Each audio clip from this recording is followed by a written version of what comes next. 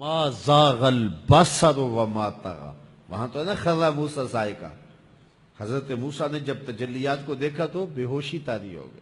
اور یہاں کیا سورہ نجم اٹھائیے نا کہ پھر وہ قریب ہوا، پھر وہ قریب ہوا، پھر اس نے جلوے دکھائے نا، تو فرمایا افتمارونہ علی ما یری، تم اس بات پہ بحث کر رہے ہو کہ اس نے دیکھا کہ نہ دیکھا. وَلَقَدْ رَآهُ نَزْلَةً أُخْرَى، سنو پھر اس نے ایک بار نہیں 2 بار دیکھا. تم ایک بار کے بارے جھگڑ رہے، اس نے پھر دوبارہ دیکھا، اس نے بار بار دیکھا. آگے ذرا دیکھیے قرآن بتاتا ہے جو آنکھ نے دیکھا دل نے اس کی تکذیب نہیں کی، دل نے کہا یہ وہی ہے. تو پہلے دل نے دیکھا تھا، اب آنکھ نے بھی دیکھ لیا. اب میں آپ کو ایک جملہ کہنا چاہتا ہوں، شاید آپ نے کبھی نہ سنا ہو. معراج کیا ہے؟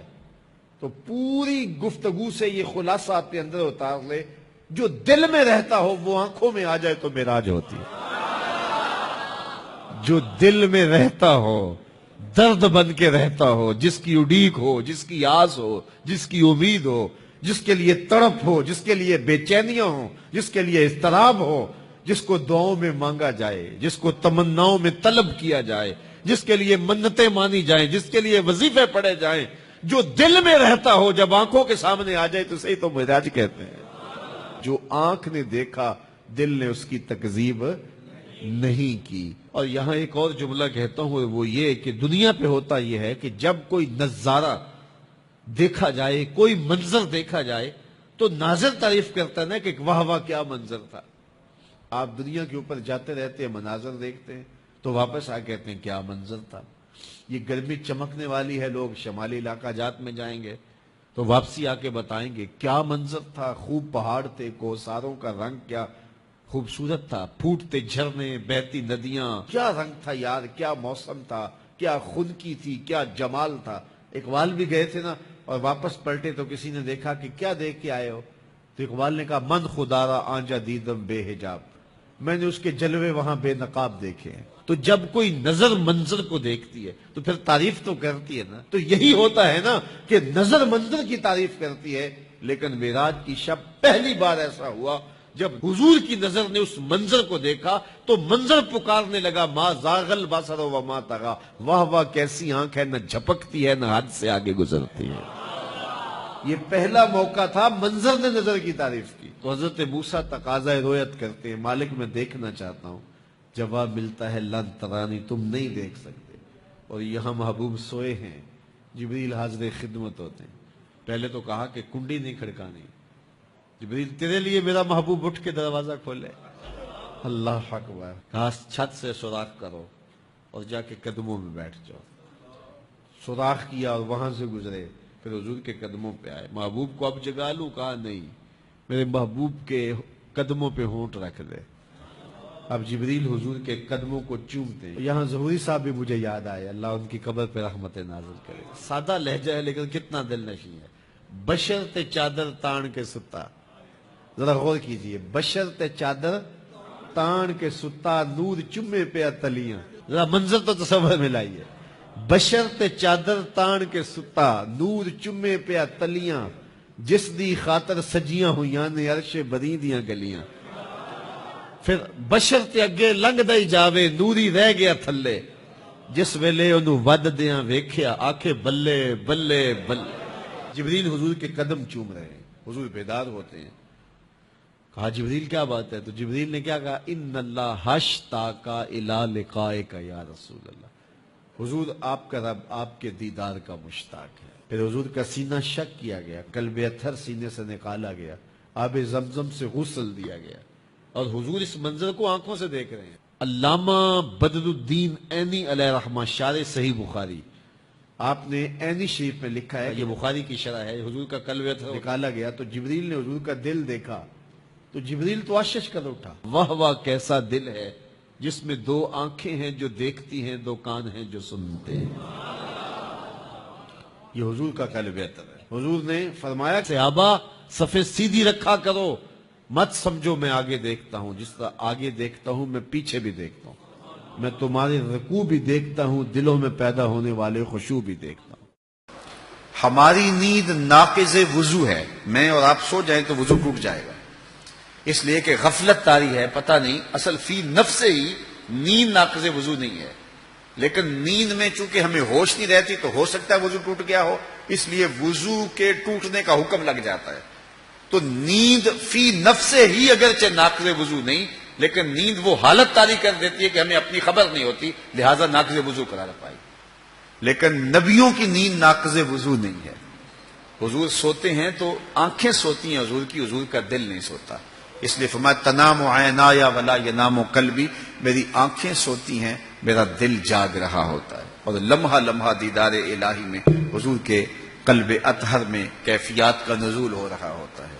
تو حضور کا قلب اطہر جو ہے وہ نکالا گیا اور پھر اس کے بعد حضور کے سینے میں رکھ دیا گیا، اور اس کے بعد جو ہے وہ سینہ اطہر جو شک کیا گیا تھا اس کو جوڑ دیا گیا، اور حضور یہ سب کچھ اپنی آنکھوں سے دیکھ رہے ہیں، اور اتنا کچھ ہوا خون کا ایک قطرہ بھی نہیں بہا ہے۔ یہ حضور کی نورانیت کا غلبہ تھا۔ حضور بشر بھی ہیں، حضور نور بھی ہیں، یہ بات ذہن میں رکھیں۔ حضور بشر بھی ہیں، حضور نور بھی ہیں، چونکہ نور اور بشر میں منافات نہیں ہے۔ نور کی ضد بشریت نہیں ہے، نور کی ضد ظلمت ہے، یہ بچہ بچہ جانتا ہے۔ نور کا مقابل جو ہے، نور کی جو ضد ہے وہ ظلمت ہے، اندھیرا ہے۔ نور کی ضد بشریت نہیں ہے۔ یہ شیشہ ہے، یہ لوہا ہے، یہ نہیں ہو سکتا، چونکہ یہ آپس میں ضدیں ہیں۔ یہ شیشہ ہے، یہ مہنگا ہے، یہ شفاف ہے، یہ خوبصورت ہے، یہ سب کچھ ہو سکتا ہے، چونکہ اس کا شفاف ہونا یہ منافات نہیں ہے، مہنگا ہونا منافات نہیں ہے۔ تو نور بھی ہو، بشر بھی ہو، یہ منافات نہیں ہے۔ قرآن اٹھائیے، جب جبریل امین حاضر خدمت ہوتے ہیں حضرت مریم کے پاس، تو قرآن بتاتا نا فَتَمَثَّلَ لَهَا بَشَرًا سَوِيًّا، مکمل بشر بن کے آئے۔ تو بشر بھی ہو، نور بھی ہو، اور ایک ذات میں دونوں کا اجتماع ہو، ممکن ہے۔ نور کی ضد ظلمت ہے، نور کی ضد بشریت نہیں ہے، اور حضور بشر بھی ہیں، نور بھی ہیں۔ لیکن اگر بشر ہیں تو کائنات میں ایسا بشر کوئی نہیں، اگر نور ہیں تو کائنات میں ایسا نور کوئی نہیں۔ بشر ہیں تو سارے بشر مسجد اقصی میں پیچھے کھڑے ہیں، نور ہیں تو بیت المعمور میں سارے نور پیچھے کھڑے ہیں۔ اللہ اکبر۔ تو وہ شان اللہ تعالیٰ نے اپنے محبوب کو عطا فرمائی۔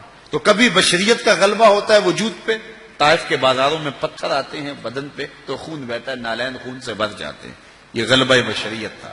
اور کبھی غلبہ نورانیت ہوتا ہے، نورانیت کا غلبہ ہوتا ہے، اللہ اکبر۔ تو سارا سینہ چیر لیا جاتا ہے، قلب اطہر نکال لیا جاتا ہے، لیکن خون کا ایک قطرہ بھی نہیں بہتا ہے۔ بشریت کا غلبہ ہے، بھوک لگتی ہے، پیٹ پہ پتھر باندھنے پڑتے ہیں۔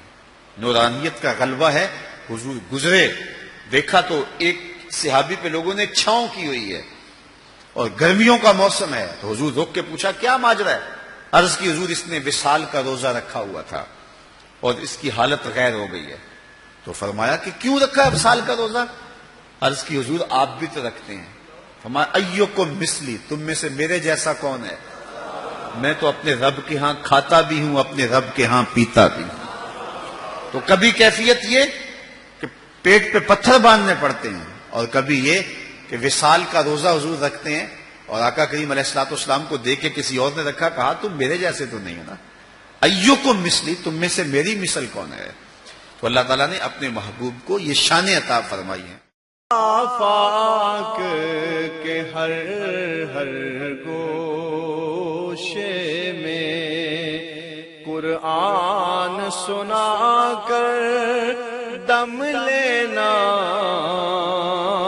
اب رکنا نہیں، اب تھمنا نہیں، فردوس میں جا کر دم لینا، آفاق کے ہر ہر گوشے میں قرآن سنا کر دم لینا، اب رکنا نہیں، اب تھمنا نہیں۔ آفاق کے ہر ہر گوشے میں قرآن سنا کر دم لینا، اب رکنا نہیں، اب تھمنا نہیں، فردوس میں جا کر